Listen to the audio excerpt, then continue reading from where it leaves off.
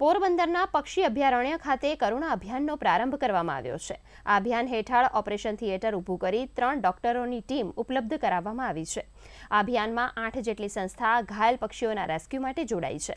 બરડા અભયારણ્યના RFO SR ભમ્મરે જણાવ્યું કે પોરબંદર શહેર અને ગ્રામ્ય વિસ્તારમાં જો કોઈપણ વ્યક્તિને ઘાયલ પશુપંખી જોવા મળે તો તેઓ નજીકના સારવાર કેન્દ્ર અથવા પોરબંદર પક્ષી અભયારણ્ય ખાતે પક્ષીઓને પહોંચાડી શકે છે।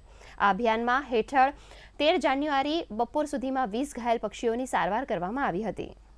કરુણા અભિયાન નિમિત્તે તમામ શહેરીજનો અને પોરબંદર વાસીઓને જણાવવાનું કે તમારા ઘરની આજુબાજુ ક્યાંય પણ ઘાયલ પક્ષી આપણને જોવા મળે તો ગુજરાત સરકારના હેલ્પલાઇન નંબર 1926 ઉપર તમે કોલ કરી અને તમારા નજીકના રેસ્ક્યુ સેન્ટરની માહિતી તમે મેળવી શકો છો। મકર સંક્રાંતિના સમય દરમિયાન ઘણા ખરા પક્ષીઓ ઘાયલ થાય છે, તો એવા પક્ષીઓને અહીંથી જે એનજીઓની જે સંસ્થાઓ છે એમના રેસ્ક્યુઅર્સ છે એ લોકો પણ ત્યાંથી જઈ અને સ્થળ ઉપરથી રેસ્ક્યુ કરીને લઈ આવે છે। સાથે સાથે સામાન્ય પબ્લિક જે છે એ લોકોના ધ્યાનમાં પણ આવે તો એવા કોઈ ઘાયલ પક્ષીઓને અહીંયા પહોંચાડે છે, તો અહીંયા ગવર્મેન્ટલ વન વિભાગે જે વ્યવસ્થા કરેલી છે